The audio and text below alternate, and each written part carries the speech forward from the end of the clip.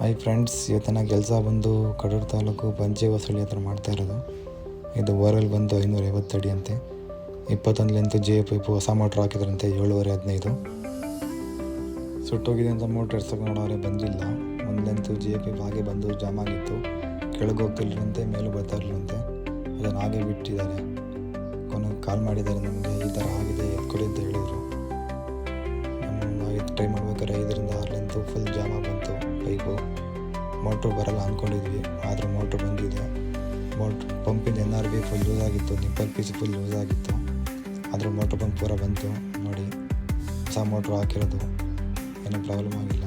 Cable ಎಲ್ಲ full ಸ್ವಲ್ಪ scratch ಆಗಿದೆ, ಹೊಸ ಕೇಬಲ್ ಹಾಕಿರೋದಂತೆ ನೋಡಿ. ಕೊನೆಗೂ ಮೋಟ್ರ್ ಪಂಪು ತಗೊಟ್ಟಿದ್ದೀವಿ ನೋಡಿ. ನಿಪ್ಪಲ್ ಪೀಸ್ ಏನು ಚೆಕ್ ಆಗ್ತಿದೆ. ಇದೇ ಥರ ಏನಾದರೂ ಪ್ರಾಬ್ಲಮ್ ಆದರೆ ತಿಳಿಸಿ, ಇಲ್ಲಾಂದರೆ ಕಾಲ್ ಮಾಡಿ.